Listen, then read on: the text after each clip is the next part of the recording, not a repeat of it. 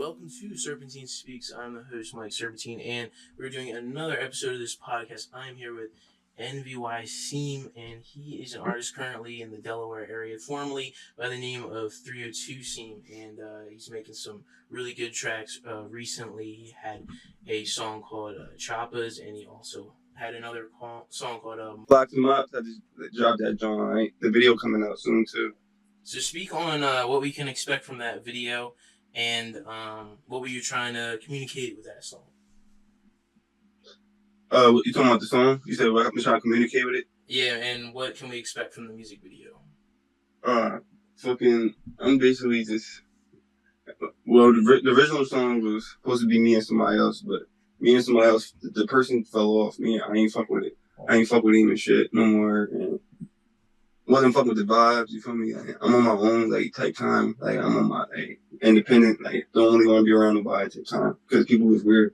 But reality, they tried to do a little sneak track or whatever of the song that we did. But what I'm basically saying is they used the beat that we did and they made a single to try to diss me. So what I basically did was I was like, all right, bet. So I made a beat not similar. But I got a beat that was way better, but it had that same tempo, and I just was basically dissing back, and not just dissing back. I was just feeling like this is the new me type shit. Like this is what y'all gotta expect from now on. This is the new scene. This is the new rockstar scene type shit. Like deep shit is gonna be there, but it's not. That's on my side. My main shit is gonna be what I just recently put out, which is Box and Mops. So basically, the message is just to know that I'm always gonna have everybody got a gun basically, and you gotta be aware of your surroundings, and you just gotta be to yourself. And not like I said in this song, not everybody can bust out the roof. Not everybody is that person. Not everybody, you feel me, hold that pressure. And sometimes you just gotta stay in your lane, basically. So yeah, basically the song was basically for tell the other person that was dissing me. I was basically telling them about their life. You're not this person. You can't do this and that. You can't do that. Basically. Seems like a lot of meaning to it. It wasn't just some random ass song. You feel me? I fuck with that because it seems like you really put a lot of thought into it. And I want to ask when you write stuff, are you more focused on the hook or the verse when you are specifically writing a new song? Oh, recently. Well, I used to worry about the not really necessarily the hook. I used to worry about the hook a lot. But recently, I'm not saying necessarily my hooks are simple. I have been really just being creative. With my hooks now, I've been being creative. It's not like how I used to be when I'm like, oh, I got to put this amount of words in this hook, or I got to do this. Nah, sometimes it's all right, I might say one word, not one word, but I might say one line, and it might repeat in that hook, and I'll just be creative with it though. And in the verse, that's what I take serious the most, because now it's people actually be saying, they be talking when they ask me about my music, I ask them, I be like, all right, what's your favorite line from which song do you like? And they'll tell me the song, and they'll be like, all right, the line, and then most of the lines be from my verses. So I just realized my verses, they want me to be versatile, basically.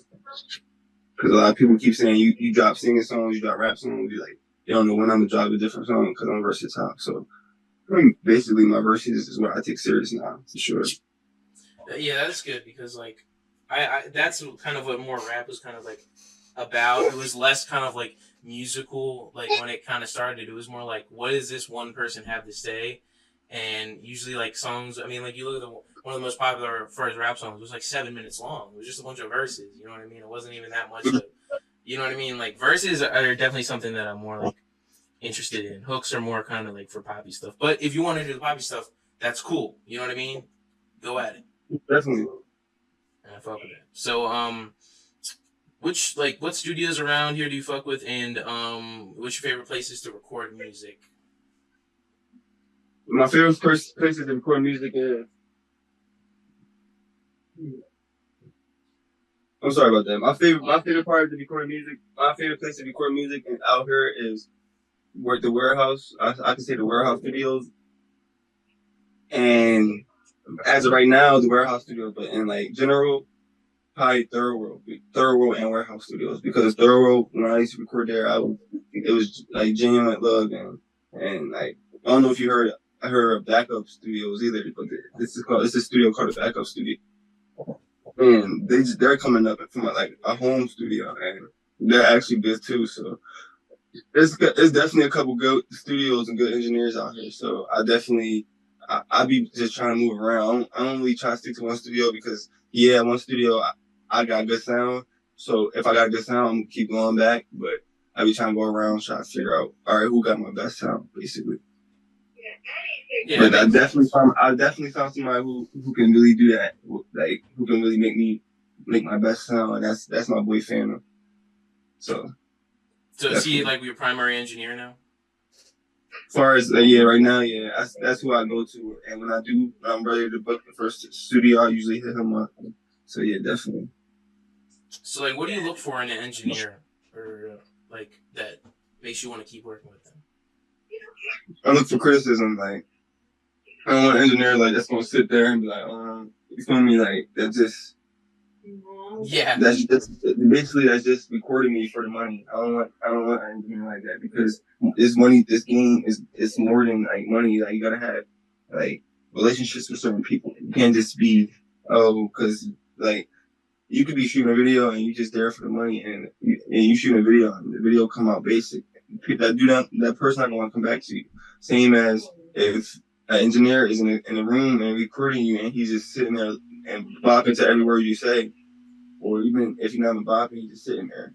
Like you're never gonna you're gonna feel the energy. It's like, like you feel me? Like either he's dicking because he acting like he like your shit, or he just sitting there like he don't give a fuck. Yeah. So like I used Phantom when I went there. Phantom actually gave me criticism. He was like, "All right, bro, I think you should your energy." I was like, "Yeah, it's because I ain't been recording in a minute." And he's like, "Yeah, just pick your energy up." And like he gave me, after like 5 minutes, bro, I just got back to myself. So like sometimes you need that person to be there. Because if I was to record with somebody, mind you, like I said, I took a break from music. So if I went back to recording with somebody that's sitting there, then I'm gonna feel like, oh shit, like I have no, like, you feel me? Like this shit, like I could just drop the songs I got right now. I don't really have to do this shit. But since Phantom do what he do, I'm always recording new music, type shit. Yeah, I remember that like ideology, because like at the end of the day, you know, like you can't just be around someone and they're just like agreeing with everything. Like you don't want to be around yes men. You know what I mean? Like that shit is not the look. Like people that just agree with everything you say. Like it took a while for me to fucking realize that like now I'm more kind of choosy around who I am, because like when you're around yes men, like anything fucking flies. Not even just in music, like in life.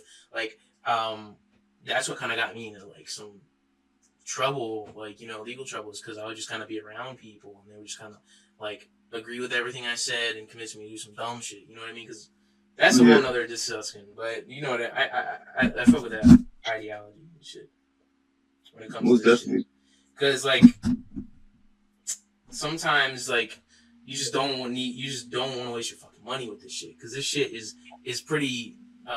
It's like we're making like something that's gonna be out there for a long time. Like for instance, I saw this new Trippie Redd album. It's a decent album. It's alright. You know what I mean? It's not this kind of shit. But there's this song called Fully Loaded, with Lil Baby on it, and I'm a slightly Lil Baby fan. Like, you know, I'll listen to him here and there. But the mixing on that song is so bad.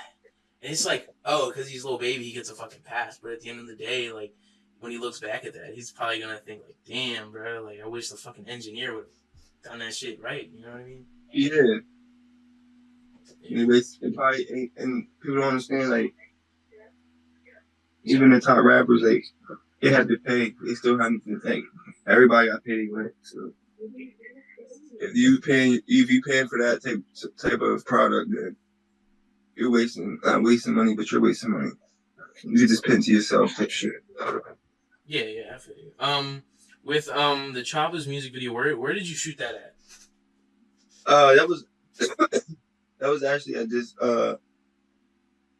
this Arabic gas station. It's not really Arabic gas station. It's actually a Sunoco, but the people that own it, the people that own it is Arabic, and they actually wanted me to come to their country after I shot that video, because like people they like thought like this is like actually the video got like 10,000 views, but so it's like it's going up, and on Instagram it's almost at 20. So like they definitely people like if I go out their country, they basically said like I was welcomed, and a lot of people out there would have fucked with me type shit. So they wanted me to, like, I played the song, they was like, you can shoot the video in here. I'm like, okay, all right, bet. So I shot the video in there, had all my friends, all my people come out, and that's the thing, you feel me? We ran that shit, and then every time I go back, they just be having it on the TV playing it. And that's love, you feel me? So, like, a lot of smoke shots I go to now, I just be trying to connect with them, just in case I ever want to do some shit or shoot some shit, and most of them be, like a couple of them heard of me, or some of them did like, yeah, do it, you can do it, and some of them be like, nah, we can't. So it's all just about you being you. Like everywhere you go, just gotta remember you be you. Like that's all. And everywhere I go, people always want to connect or do this, or I'm always meeting somebody that makes beats, or do interviews, or podcasts, or shows, or event promoters, or they always on something, DJ or something. They know somebody. You know? Yeah, that's love, and with them, it's like most of them own this store. At least one family I know owns from here to there. You know what I mean? All over Delaware. Mm-hmm. So once you make one relationship, like who knows, like where other places, like we could shoot a music video there in the future. You know what I mean? Now that we're connecting, so like, yeah, I fuck with that mentality. And I want to kind of go back to like you, your family. Like, where did you grow up, and what was it like growing up there? I grew up in basically. I grew up in. I'm not gonna say gutters, but I'm gonna say I grew up in a little poverty type shit. But my mom, she was a single mom, and she made sure we was good. So I can't really say she didn't do good. So I just never had a dad. I never had somebody show me the way. So I basically moved to the streets and I had brothers out on the streets, and I had older like OGs and shit on the streets trying to bring me in, trying to tell me do this. And you know how it goes when you young, you just out basically like people be puppies basically. I don't like motherfuckers don't want to say it, but motherfuckers be puppies and shit. Like when you young and dumb, like OG could tell you go shoot somebody, you do it. Like, and that's what people mentality is, and that's what my mentality was until I really got mature, and I was just mature when I had my first kid and shit.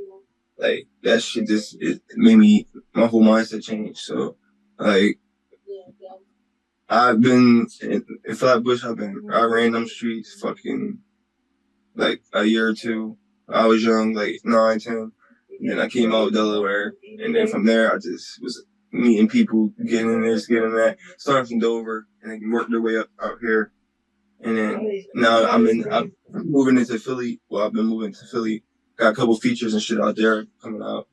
But yeah, like it's just I didn't have a structure basically.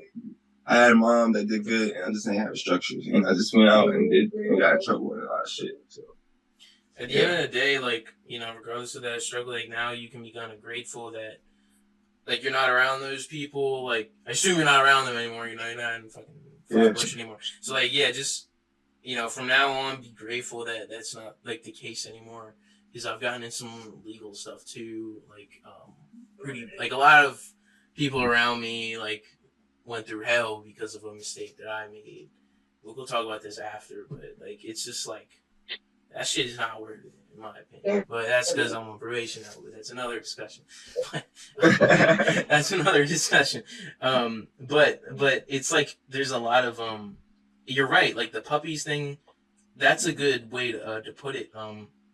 A lot of people when they're young, they don't have the self-esteem kind of built into them, which I think is a necessary part when like raising a child or just being risen, like growing up and shit. You gotta be instilled at a young age to have good self-esteem, because when you see a lot of bad stuff around you and you're screwed, because then somebody will see that and take advantage of that immensely. Immediately, they'll say, okay, now that this guy doesn't have self-esteem, now I can fuck him over. I can take advantage of him. I can make him do this. I can make him do that. And at the end of the day, self-esteem causes a lot of the world's problems. You know? Well, definitely, bro. Yeah. It's just, but it's a sad thing. But at the end of the day, all we can do is grow and kind of build up that self-esteem. Because at the end of the day, no matter what you've done, no matter who you're around, you deserve a happy life. Everyone. You, me. No matter how many mistakes you make, you know. But the puppies thing, I'm going to remember that. That's a good fucking quote from Seeem. Now, yeah, bro. That's your bro. Yeah, what's your goals with music in general? Like, what's your goals with this music industry, artistry, whatever you want to call it? I mean, my goal is to be just a businessman, just to be an entrepreneur. I'm extending my the music shit out to start doing YouTube. I might start helping my friend sell his clothes and shit. And also, I'm gonna start my own little dog business up where I'm selling dogs and British bulldogs and shit. So basically, what I'm saying is I'm trying to. My goal is to have at least 3 or 4 businesses up and running and have shit for my son when I'm not here, basically. So the fans gonna be fans. They're gonna always be there. They're gonna always have support, especially when you're doing work. When you're paying in work and you constantly grind, you constantly going, you never letting up. So the fans, I can't really say I want the biggest fans. I want this, but I definitely want genuine fans and fucking just a happy life, bro. Just to be traveling and seeing the world. I want to at least travel all 50 states. So yeah, most definitely. That's honorable goals. I that's cool with the dog stuff. What made you want to get into doing that? Selling dogs. I mean, fucking, I've seen a lot of people. I'm not see a lot of people do it. I just see certain people do it, and they make good money. And if you up in the rap game and you selling dogs, you gotta understand you selling to different artists. And you're not just artists. You meet models, celebrities, TV people, TV celebrities. You meet actors, all kind of different shit. You can always sell a dog to people. Somebody always want a dog. They're always thinking about, I might get a dog. So, not just that though. I just want to have certain dogs for myself that I can put in my videos and shit. So, it's most because I like dogs and also just want my money for the dogs. Yeah, that makes sense. Now before we wrap this up, what music announcements or just new tracks or albums, mixtapes coming out could we talk about before we end this interview? I got an EP dropping coming. It's gonna be called I got two different names for it. I got Dark Side, and then that's the one name, and then the other name is gonna be Graveyard. I don't know which one gonna be. It's gonna be the main one, but it's basically gonna be a dark EP. It's gonna be a lot of rockstar shit. It's gonna be Gox and Mox, but more ruthless, and it's gonna be the videos is gonna be definitely crazy, out of control, breaking shit. It's gonna be a lot of violence, but I'm also gonna have music dropping that's gonna be on the other hand where I'm talking structure and I'm actually saying something. Or I might be doing a little melody with it, and then I might rap, and then I'm gonna have the shit where I'm going in screaming and shit. So definitely gonna have some versatility dropping. That all sounds pretty fucking cool. Just please send me that shit as soon as it's done. Not even when it comes out. I want to hear it before, bro. And I'll do some videos on it. I ain't gonna lie. I got at least 100 tracks I'm sitting on right now. Yeah, bro. We'll talk about that after, but I'm excited for the Graveyard one because I love dark music. I mean, all types of dark music. You know what I mean? Fucking horrorcore, just normal trap dark shit, or just straight up metal. You feel me? That horror shit. It's fun. It's fun to make first off, and it's fun to make and it's fun to listen to. And just thanks for coming on the podcast, and links in the description to your music. And when a new tape or EP or anything drops, maybe like in a couple months, we'll do another one. We'll just chat it up about the new project, more in-depth analysis with you on it. Most definitely. Yo, thanks for coming on the show. Like, comment, You already know. subscribe. Peace out. I got you.